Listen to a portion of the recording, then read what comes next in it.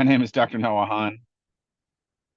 Hi, everybody. I'm Noah Hahn. I'm the co-director of the Greenberg Bladder Cancer Institute. It's a pleasure to be joining you once again today. This is our second webinar of the spring semester. The Greenberg Bladder Cancer team is grateful that you are here.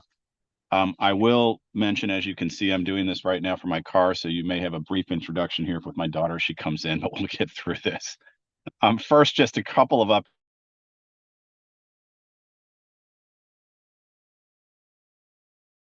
Cancer Institute that Dr. Max Cates, our other co-director, highlighted last month. This is the GBCI Accelerator Research Fund.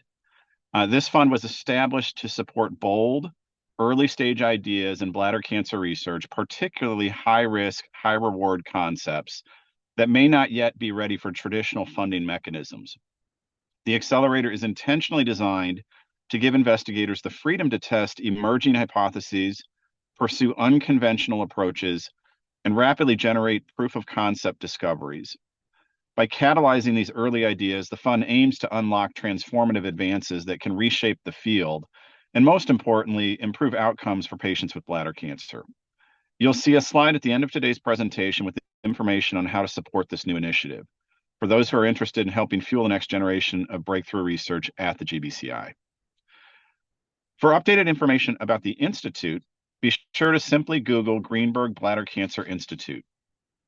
As you know, we are always expanding our educational offerings, including our growing collection of programming, like our women's program, led by Doctors Armin Smith and Jean Hoffman-Sensis, and program team members Pamela Getz and Stephanie Cooper Greenberg, specifically tailored around the experiences of women with bladder cancer. See our website for the next virtual women's group. Additionally, we have been working with our clinical providers to ensure GBCI front door access for easy access to care. We have two email addresses, bladdercancer@jhmi.edu, and a more specific email for upper tract urothelial cancer patients, which is utuc@jhmi.edu. Please visit our site, keep up to date with our newsletter, and look at our portfolio of dozens of previously held Grand Round sessions that are archived there. We've also included a new resource, a series of smart insights and important questions that we believe all patients and their families have, that having it at their side as they embark on their own cancer journey can be very helpful. Again, all of this information and more is up on our site, and if we can help you directly, we are only an email away at bladdercancer@jhmi.edu. I'm excited to dive into our topic today, which explores the partnership with patients and their doctor, but this time focusing on different bladder cancer surgical procedures and techniques, radical cystectomies, bladder reconstructions, with a special update on novel and improved techniques for neobladders, along with a push for bladder preservation. The talk today is entitled Bladder Cancer Surgeries Demystified.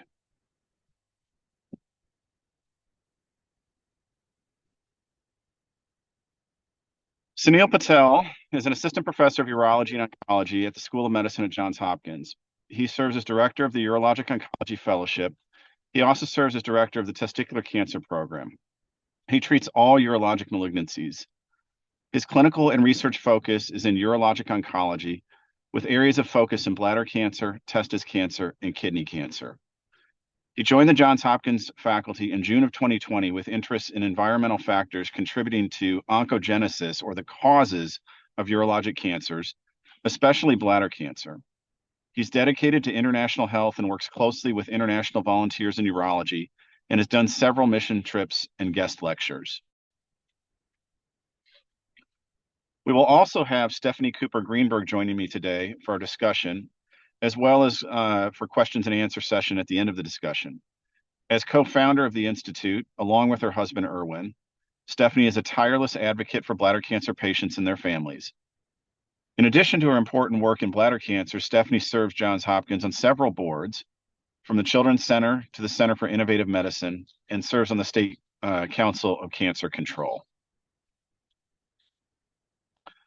And lastly, it's my pleasure to introduce today's co-presenter, Tom Merriman, who will share his personal experience, and Dr. Patel and Tom will discuss the partnership that they have formed and how the surgical plan helped them confront the disease. After a thorough conversation between Tom and Dr. Patel, we'll have the opportunity to answer any questions you may have in the audience. I would ask for folks to please submit questions via the Q&A feature. There will be ample time for a group discussion at the end, and there will be a few questions that Stephanie will pose to our group that have been created in advance. So with that, I think I would like to turn it over to Dr. Patel and Tom, and we will begin today's discussion. Thank you, Dr. Hahn, for the kind introduction. And it's a pleasure being here and seeing everyone. Tom, you want to go ahead and introduce yourself real quick? Hello, everyone. I'm Tom Merriman, and I'm cancer-free. Okay. Hey. So today's discussion, as Dr. Hahn alluded to, is really going to focus on a lot of the updates we have in the surgical kind of field of bladder cancer and specifically radical cystectomy. As many of you know, radical cystectomy is often performed in patients who have non-muscle invasive bladder cancer that just does not respond well to conventional therapies, or patients who progress into muscle invasive bladder cancer, or patients who have muscle invasive bladder cancer. And after we kind of go into this first part of the session, I'll let Tom kind of go into his journey through his bladder cancer and kind of where he is at right now. But what we found is when patients who ultimately underwent a radical cystectomy, which is a surgical procedure often fraught with a lot of complications historically, there's been a lot of progress and a lot of updates and a lot of improvements with that surgical procedure. In just even the last 10 years, I think we've done a significant improvement or made significant improvements towards the complications towards the surgery, both from the surgical aspect of just removing the bladder, but also the urinary reconstruction, which we're going to dive into a little bit more. And we've seen that in multiple ways, not just from the slight conversion of open cystectomies to robotic, even though we still do a lot of open and patients still doing great. However, but also with the urinary reconstructions.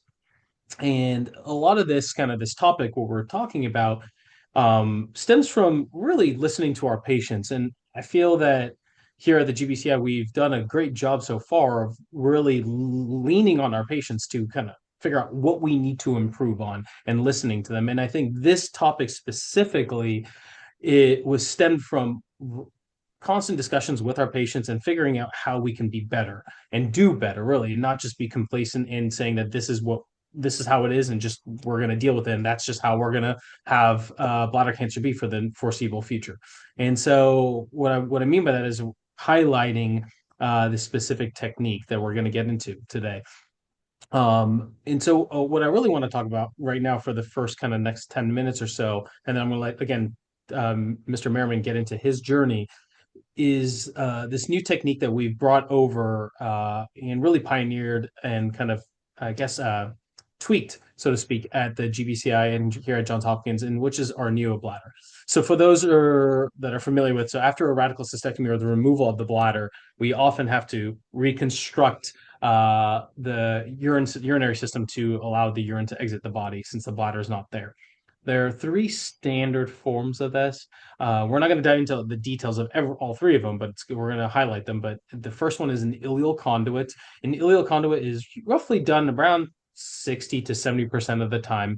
And that is often noted to be one with the least risk and least complications associated with the reconstruction because it's the one that requires the least complex reconstruction. And that is the bag that is an external bag that patients would have to live with for the rest of their life.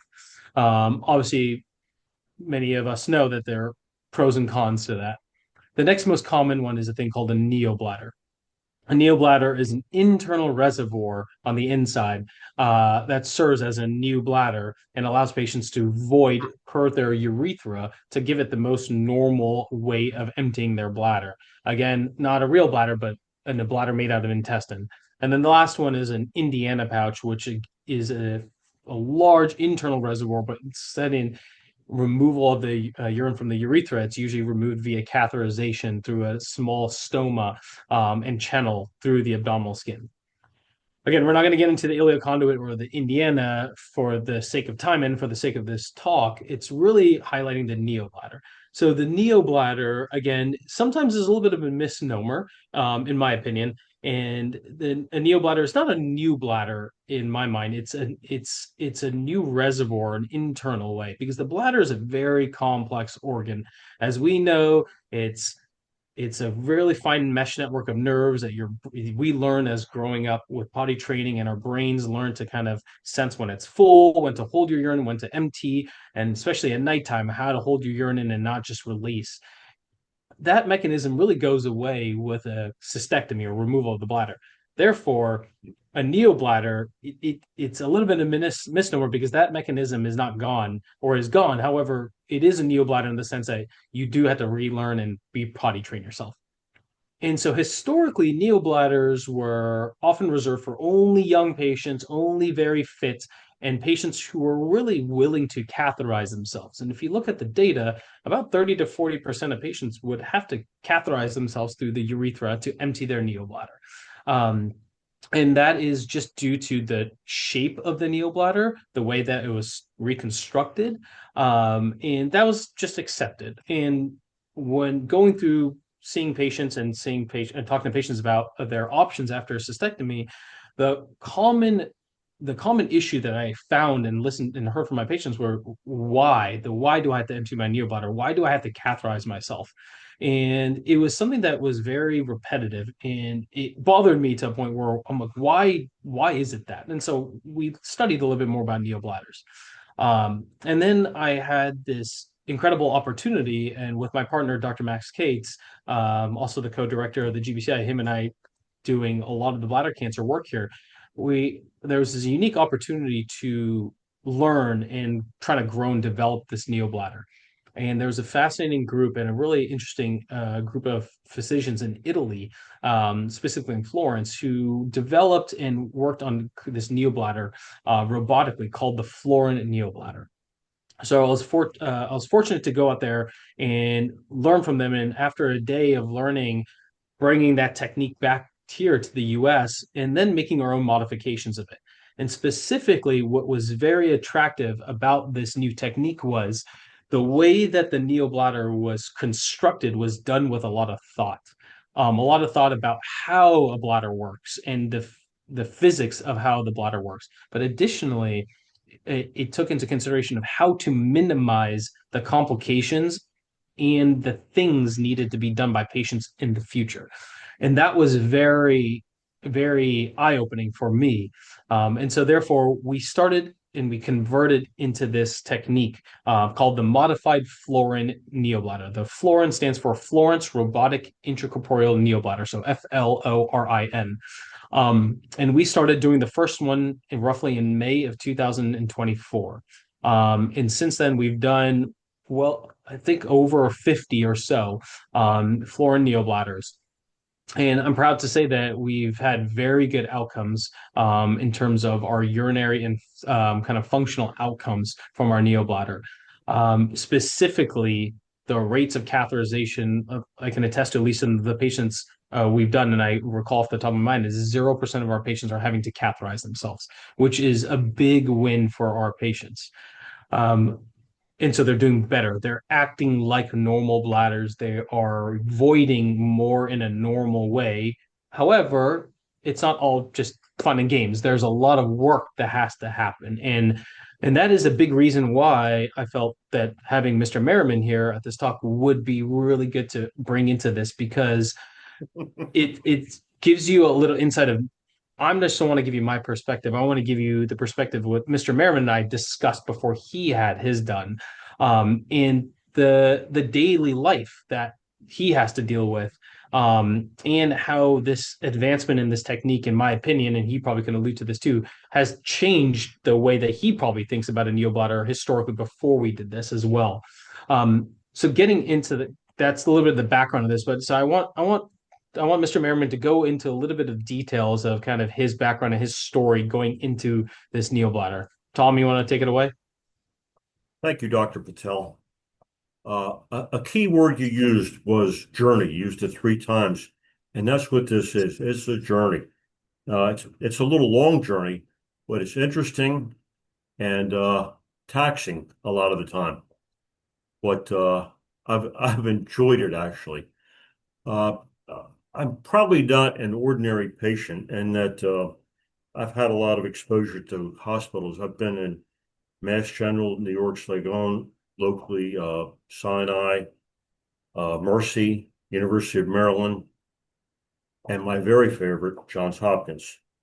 Uh, I've had five-hour operations where body parts were removed and replaced with my own body parts. Who knew? But we are a walking, talking depository of spare parts. They're all over the place. And Dr. Patel found one that works effectively for me. Also, I've had 5 devices installed to keep things flowing properly. So my approach to this is a patient's view, and that is certainly different than an administrative view, a nursing view, a doctor view. It's what I'm feeling. So about 9 years ago, this started. I had blood in my urine. Now, when I say I had blood in my urine, I don't mean I had a drop or two or my urine was a little rosé. It was fire engine red.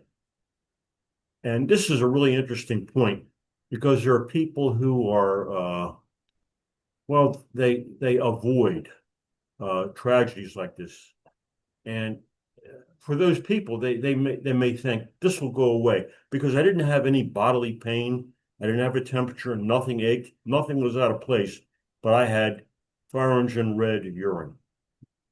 So it's the first step. If something like this happens or anything near it, go right to the doctor. Don't fool around. Go right to the doctor and find out what's wrong. And found out I had bladder cancer. Okay. Step 2, I did research as well as the doctors I'm involved with. And I found a proper doctor at Johns Hopkins for my treatment. My treatment was BCGs. It turns out the cancer I had was the rarer type. I was told it was like 10 to 15% of bladder cancers are like this. The rest are much more easily repaired. So BCGs were my treatment for maybe 7, 8 years until one day Dr. Patel came to me and said, Tom, your bladder's had it. We can't do any more BCGs. It's been beat up too badly. Now, we had talked prior to this about all the options available that Dr. Patel discussed earlier, and I knew which way I wanted to go. Again, I had talked to people who had had these options. So research on a personal level, I think, is very important for a patient. So we had the operation, and like all of my operations, they weren't textbook. Uh, Dr. Dr. Patel, uh, I put him through a ringer, put it that way. It was a very difficult operation, but he persevered, and I came through it. And I woke up in intensive care, recovering, and what a wonderful group of nurses there. They were just delightful. And I kept thinking, this is the worst I've ever had. I've had so many operations. This is the worst. But it was only physical. It just takes days and a little work to get over that feeling, which is great because I did. After 2 or 3 days in intensive recovery, I went down to regular recovery for 2 or 3 days. Now I had 4 drains. I had a feeding tube, I had a medicine tube, and a pole. When I walked the halls, I looked like an octopus with all these things floating around. It was comical now, not then. Anyway, after 2 or 3 days there, I went home and the journey was over, and now it was an adventure. Me and my neobladder. Okay. Once all the tubes were removed, I started talking to Neo. Now, this sounds crazy and it's not in any medical books, but I've talked to all my body parts for 20 some years now, and I think it has a little bit of value. So I would talk to Neo, and there's a very funny story. If you ever see me, I'll tell you. I was Dr. Patel's office about that. But uh, it took 7 days for me to get my new bladder, Neo, to work with me during the day. He would send your bladder, all your body parts talk to you. They whisper. Uh, when they whisper, we're not trained to listen. We don't listen. When they shout, like when your urine is red, that's a shout. You pay attention. When an arm breaks, you're paying attention. With the minor things, the body fixes. You don't pay attention. So I had to listen to my bladder say, Tom, it's time to go to the bathroom. And we would communicate, sort of, I think. I get an inkling, simple little inkling, and I go to the bathroom. In 7 days, I was going to the bathroom during the day. It was great. Neo and I were on the same page. When I was awake, he was awake. But then I would go to sleep. When I went to sleep, Neo went to sleep, and he became an intestine all over again. Anything in, everything out, all night long, everything out. So I worked on that for a while. We talked, we talked, we talked. I know it sounds crazy, and it took a couple of months, but I got my bladder to wake me up at 3 o'clock in the morning. And it said, Tom, go to the bathroom. Or just lay here and do what I've been doing. Every time I got up and I was glad. Again at 5:30 in the morning, same thing. Tom, you want to get up? You want to lay here? I'm getting up. I went up, I went to the bathroom, and this was great. It was so good. I didn't need a bed sheet at night, a bed pad for like 3 weeks. This was like, I'm like climbing a mountain. This is really great. That ended though when I went into chemotherapy. Now, I thought the worst thing I'd ever had was recovery from Dr. Patel's surgery. I was wrong. I went into chemotherapy, and after the first session, I went into depression. Now, I've had five-hour operations. I've never been in a depressive state. I was in depression here, and frankly, it scared me. I felt so uncomfortable. Luckily, 2 or 3 days, it went away. I called Dr. Patel. I said, Sunil, I failed chemotherapy. What else we got? And he arranged for chemotherapy, which immunotherapy, I'm sorry, which was a lighter course and a more extended course, but it worked well. Now, all the time this has been going on, I've been having my blood tested on a monthly basis for cancer cells, and I've been zero, which my immunotherapy doctor says is unusual. So my feeling is Dr. Patel got all the cancer that remained, and nothing went out of the bladder. Everything remained in the bladder, and it was all removed with his surgery. So now I'm working again on my night issues with my neobladder, and it's slowly coming around. I'm saying the neobladder is waking me up again around 3 o'clock in the morning. Not all the time, but a lot of the time. And I'm getting up and going to the bathroom. And I think I'm going to win this. I think I'm going to be a normal person like I was before this happened. Thank you, Dr. Patel. And I say he walks on water, but he really doesn't.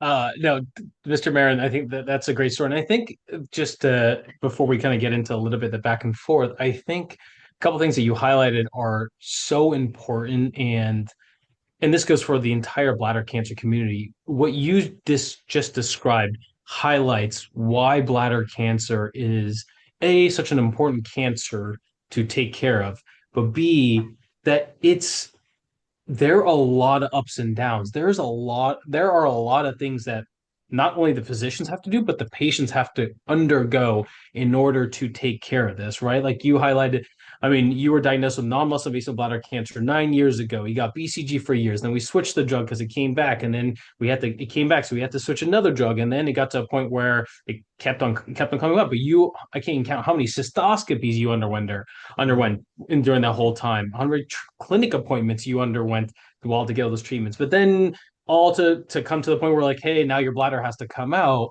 and deal with all these things again. So I think you highlighted a very key aspect and something that bladder cancer takes a village to take care of, and it takes a lot of resources. And I commend you on being so positive throughout all the stuff that you've had to endure to get you to where you are right now. So kudos to you and your wife who's there. Um, so getting into a little bit about the discussion about what went through your mind. So we're at the clinic visit and we're talking about like, all right, Tom, this bladder has to go, right? It's now concerning, it's going deeper into the tissue, right? We're like, okay, we don't know if this is smart to continue with the intravesical therapy. When we had that discussion, what was going on in your mind um, about that neobladder discussion, and what were things that you were thinking about? What do you think that others should really kind of think about when you're making that determination between the urinary diversions? I, I I have an unusual background that I have a lot of doctors I could call on to ask questions which touch on what we're talking about. But also, I did my own research, and the patient has to make that decision on their own. There's so many options. Uh, you have to do the research for you to understand what you want. Now, I talked to people that had the external bag. I talked to people that had another bladder, an intestinal bladder like I have. And I decided that's the most normal way for me to proceed. And I was physically able to withstand. It's a difficult operation. Don't get me wrong, it's a difficult recovery. Uh, and you have to be willing to go through. You have to be willing to go through that and understand that. You get a bag, you're done. There's a lot of work with the bag. That's not a piece of cake either. But I really like what I do. I like the mountains I'm climbing because I think I can see the top maybe. And I talked to a doctor yesterday about some other parts, about the nerves growing back. Uh, I think I'm going to be a normal guy again one day. I mean, I agree too. We will get you there. I think you alluded to we alluded to one thing, or you stated one thing which is really important. And you said getting back to a normality after this diagnosis. And I think a lot of our patients who have bladder cancer treatments tend to be very intrusive in terms of how patients have to deal with it. Unlike a patient who has a kidney cancer where you remove the kidney after you recover from it, besides a lab test, you really don't have much change. With a cystectomy, you do. It's a completely different way you are living. And what you alluded to, and you said the word normal, which I do love, is because it is okay to have a new way of living that is normal. And I feel that what with this new neobladder, that we are bringing that closer together. That difference in terms of with the older neobladder and the new neobladder, we're bringing that line close as possible. Um, do you mind sharing a little bit about the I know you said you did your own research and you talked to another patient. Do you mind sharing a little bit about those conversations? What are the questions you asked? What are the things that you thought about? What were things that are important to you when you about in for a neobladder? What was an important aspect of the neobladder that you thought was important? First of all, let me say, as you get older, even on a daily basis, you have to realize there's going to be change. You have to accept change. Uh, when I was 30 and on those really interesting days when I could, with my wife, enjoy an afternoon delight, And if you don't know what I'm talking about, just look at somebody with a smile on their face and ask them, that was a great day. I'm I'm almost 80 now. Now an afternoon delight is a 45-minute nap at 1 o'clock in the afternoon. Things change and you have to accept that. Now, I talked to people who have gone through these. A buddy of mine in Boston, through I think it was Dr. Blue, had this operation, and it was they didn't have the immunotherapy practice or the chemotherapy, and he's lucky the doctor got everything, but it was relatively new back then, 10 years ago, and he's doing fine. He's having problems that he hasn't overcome that I have, which is interesting, with urination. I talked to a fellow that had the bag, external bag, and he said it's messy, but I didn't want to go through the rigors of what you were going to go through, which is completely understandable. Everybody, every single patient is different. Everyone has to make that decision on your own. You can't let a doctor or somebody else make it. You have to make it. And you have to understand that. Yeah, and I think that's an excellent point. And I know you and I discussed this, and I have this conversation with all of our patients as well, is um, a neobladder or any urinary diversion is or one of those things that it's patient specific. Just because Joe Schmo over here got it doesn't mean it's the right thing for you. Even though you have the same type of cancer, getting the same immunotherapy or at the same age, it doesn't mean that's the same. Um, it doesn't mean it's the right thing for you. I think everyone's a little bit different, and that's the beauty of it. Having those conversations and figuring out what is okay, and what are you okay with, and what are you okay with to learn after this, right? So a neobladder does require a lot of learning. It's re-potty training yourself, re-figuring out your mechanism of Yes, how it you is. are going to empty that bladder. And I know you're laughing. I mean, and it's one of those things. Like it's tough, and it's great for the patients like you who thought were thoughtful about it and wanted something better. And I think getting back to this new neobladder, I think that's again gets the kind of the crux of the whole problem of why we wanted to do this. It's because of these issues, right? Tommy alluded to. It's like we wanted to figure out a better way to have patients have better continence rates, have less risk of them catheterizing, better chance of them able to hold their neobladder in throughout the day, bringing more normality to them. Um, and I realized that I didn't really talk about the actual technique, which I'm gonna briefly do, and then Tom, I'm gonna ask you a follow-up question. So the technique is completely done robotically, and so we remove the bladder and any other indicated organs, whether you're male or female, if needed, as well as the pelvic lymph nodes, robotically. And then we utilize the small incisions, the magnification, which is roughly 8.5x, to use that as to our advantage to do create this neobladder and also learn the advantage of knowing how the bladder works and the physics of the fluid. So we create the neobladder in a certain way and shape in order, and we've myself and Dr. Cates, as well as some of our team members, have published this in the Journal of Endourology, and there's a video on our GBCI website that highlights this, so you guys are more than welcome to look at that specifically on our website. I didn't want to have to play this, so it's on there on the GBCI website, so it's both on myself and Dr. Cates' website as well as the GBCI. But we use that leverage of the better visualization of sewing the urethra to the neobladder tissue or the intestinal tissue with much better visualization. So you're getting really good tissue connection. And we know historically from surgical techniques that is imperative. It's called mucosa to mucosa, or a very good apposition of tissue. In our conventional way, which we did even open, you would be throwing sutures using a magnified kind of glasses, which are still great. And we can still have very good visualization, but this visualization is better. And I do both open robotics, so I'm not gonna lie about that. I think that it is better. However, it's still feasible during open.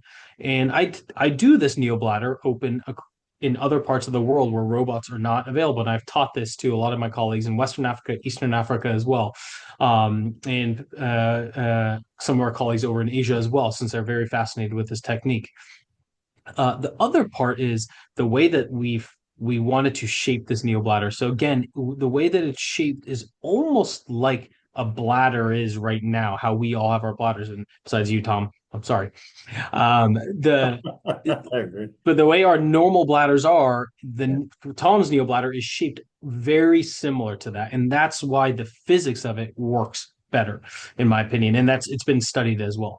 So that's where we're not only seeing the benefits of the way that we sew the urethra to the neobladder, but the way that it's shaped specifically to the neobladder, and lastly, the way that we sew the ureters, which are the tubes that connect the kidneys to the neobladder. In Tom's case, just one, because my predecessor had to take out his other kidney, as he alluded to, in multiple surgeries in him.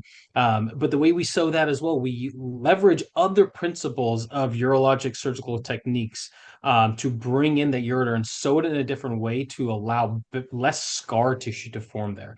So again, in three separate kind of specific ways, we've improved the neobladder, which has been translating into better functional outcomes. So Tom, getting into that specifically, you are someone who has one kidney, and you and I talked about this specifically. When we do a urinary diversion, that was something we needed to be very cognizant of how to protect that one kidney. And so I can tell everyone, but I know you can tell everyone, how are you doing with that one kidney of yours? Because I know you talked to it. The first thing out of my mouth, wherever I go, I only have one kidney. Did you hear me? I only have one kidney. I mean, the dentist, I only have one kidney. Okay, maybe I overdo it, but they understand.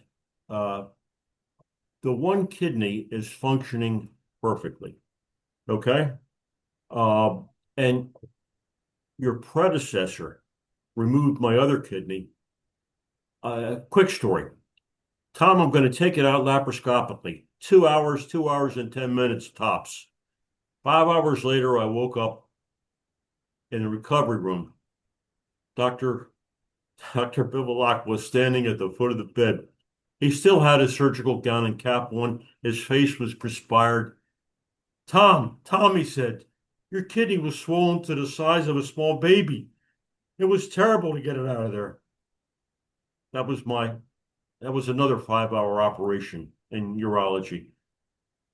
So you guys are tied.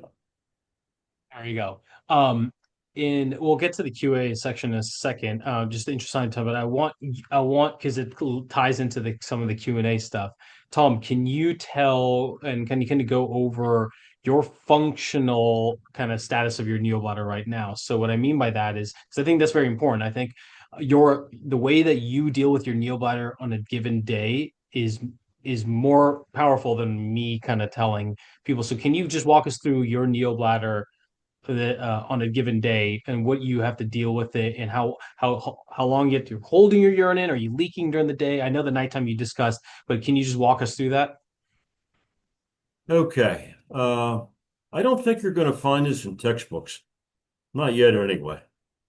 But my major surgeries go back a long way, and I've been talking to my body parts for a very long time. So for me to talk to Neo is not something really out of place. It's what I do. It's my mythology. So, what happened when I had all the tubes removed?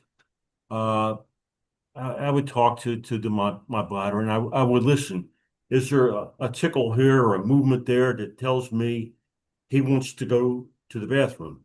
And believe it, it's really strange, but within 7 days, we were on the same page. During the day, I'm fine. I'm as normal as anybody else. Uh, and it just happened. And I was getting that way doing the same procedures at night.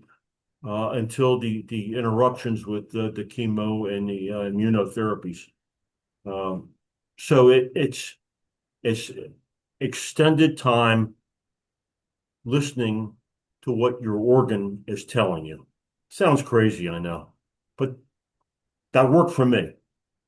It's working for me. So, Good. So let's I guess if everyone's okay with Stephanie, do you want to start the Q&A session just in the interest of time?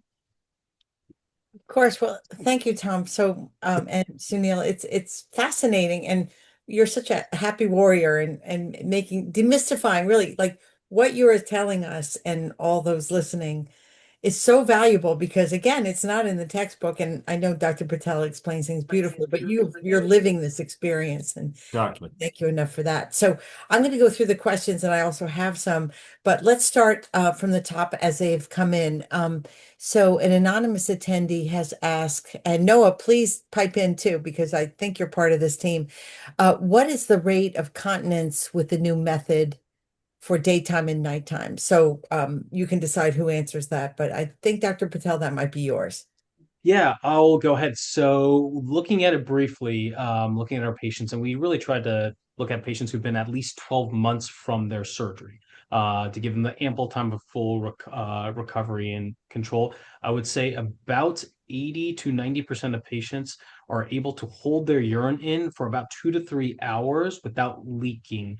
A lot of our younger patients and patients who have hit that 12-month mark are almost at that 4 hour mark of holding their urine in without leaking. So during the daytime, we've had very, very good daytime continence. Hmm. There are several patients who had initial very good progression of their continence and then almost had a regression. And we're trying to study that and try to figure out why. I will tell you this, that there have been a few patients in our series, both myself and Dr. Cates, that have ultimately needed a sling or an artificial urinary sphincter to help with the amount of leakage that the patient felt deemed was too much.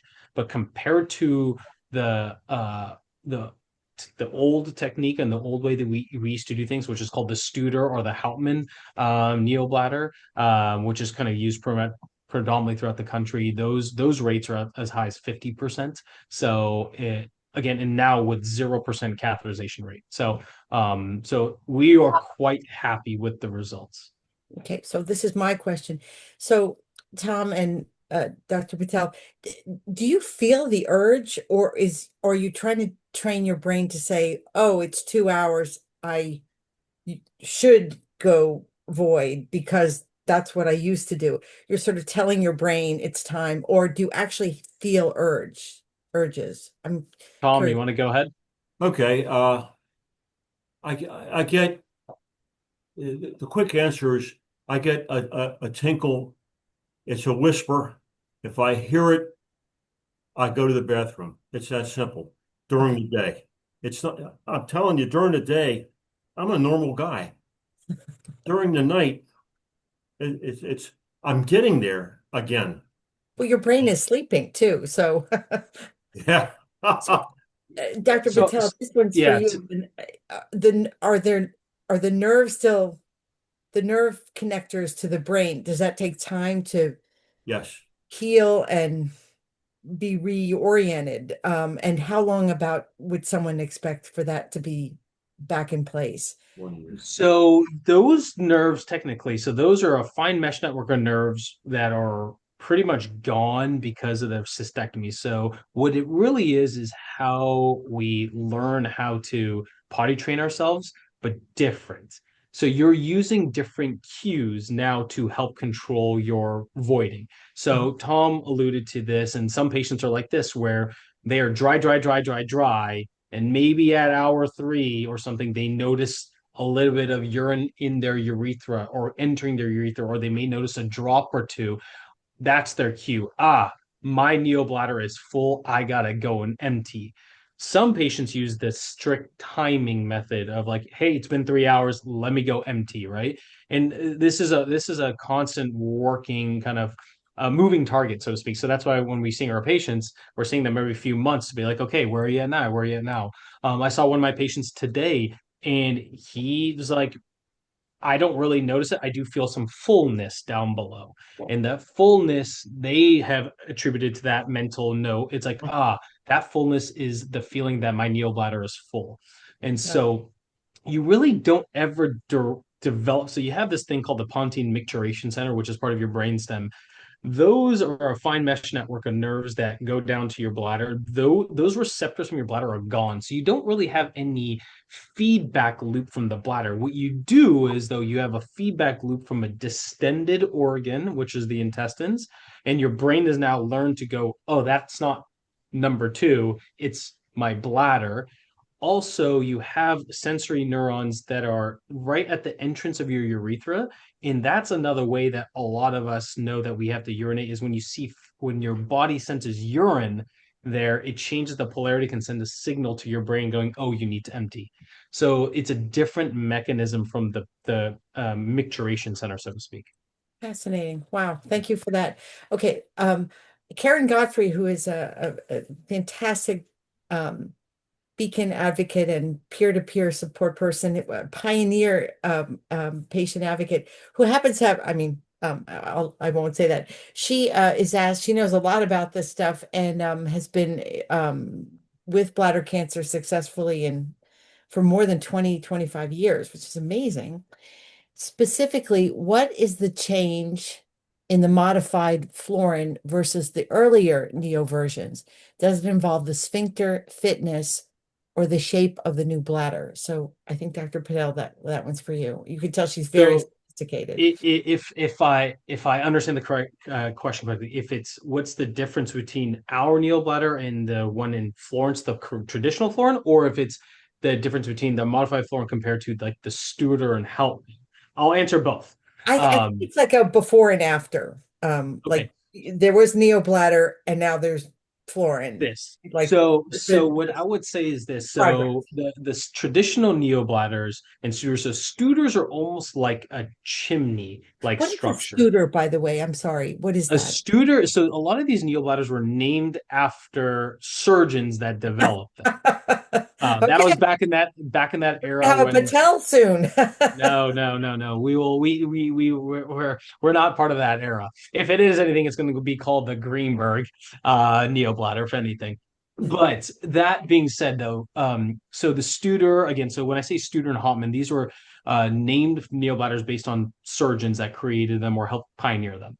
They are shaped in certain ways to grasp certain concepts of how the bladder empties and how the bladder is as a functional organ.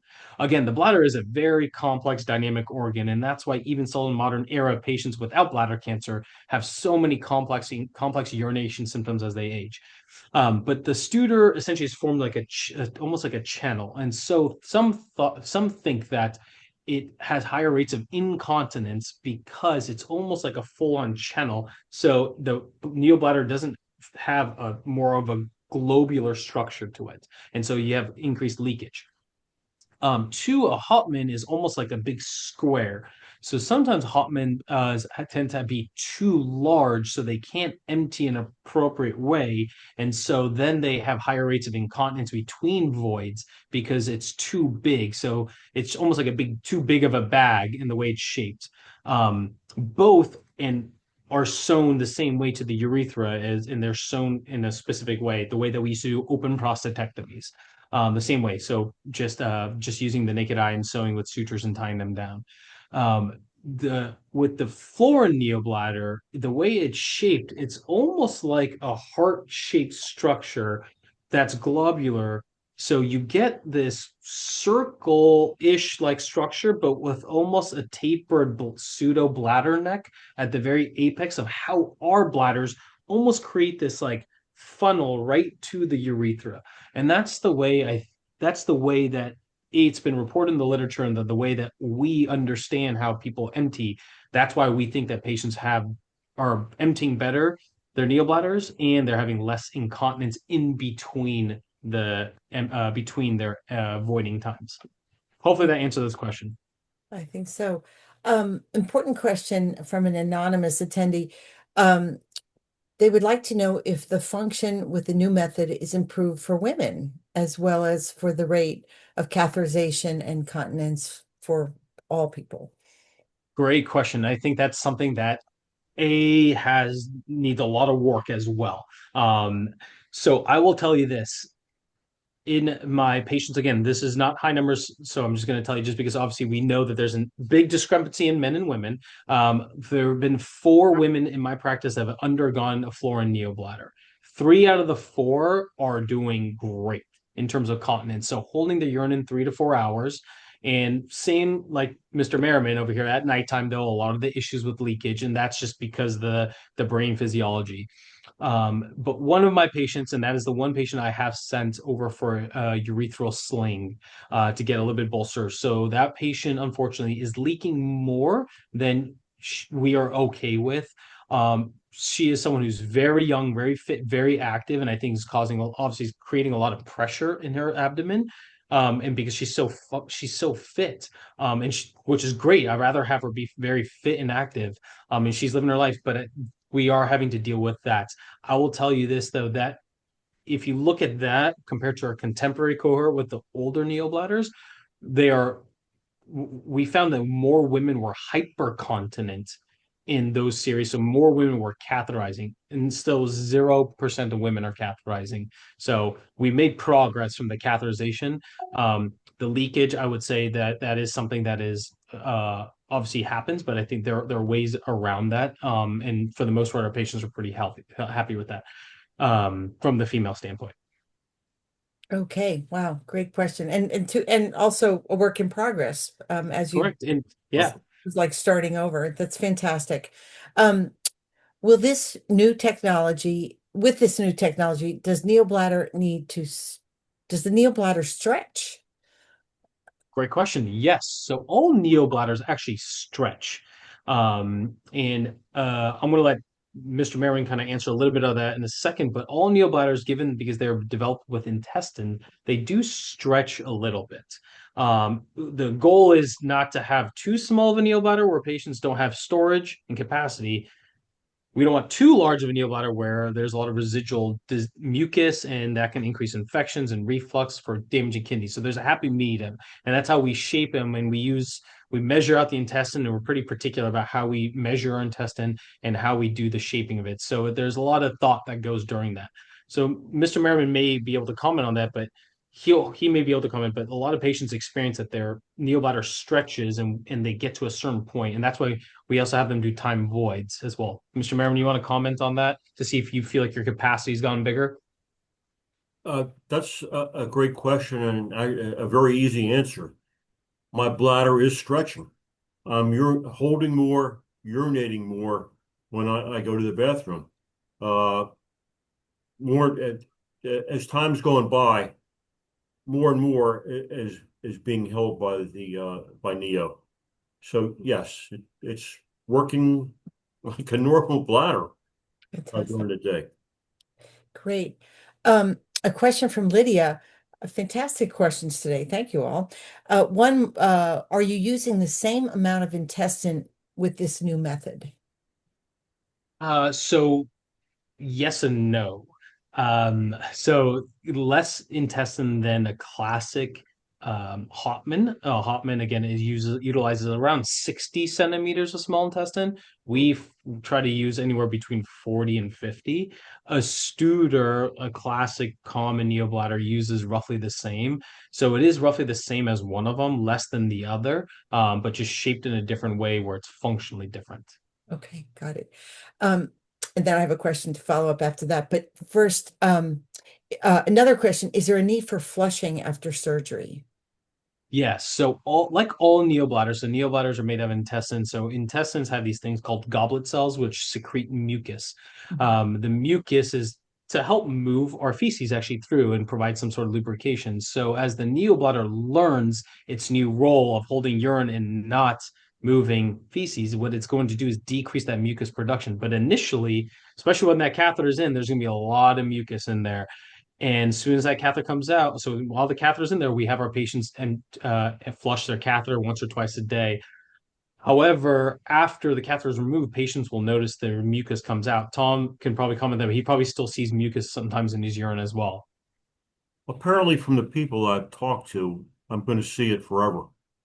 A friend of mine has had this operation 9, 10 years ago, and he still has mucus coming. Yeah. So, It's significantly less than the first yes. few months of surgery, but there will always be some mucus with the neobladder. So, Sunil, I have a big question for you. With this um, uh, refreshing revision of how things are done and make it better for patients, do you see a day when all of a sudden they're saying, well, why should we stop at neobladders? What about Indiana pouches, which I don't know if that's been revised in decades, or ileal conduits? So that's a question. Does this sort of open up a door to say, wait a minute, maybe we can do everything better? For first question. And number two, does this neobladder have any implications for the microbiome? Anything different from what might be happening in your, the health of your microbiome? Yeah. So great questions.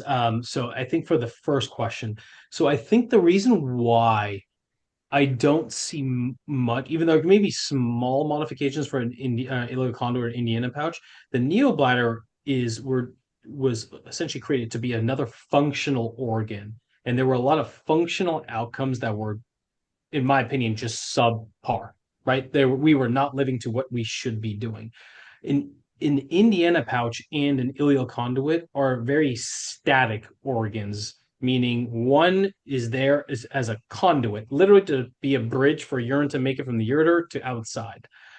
I think the benefits and things we can do better are probably decrease peristomal hernia rates. There's been a lot of conversation with whether we should be using mesh around our ostomies. There are some patients who just scar down their conduit.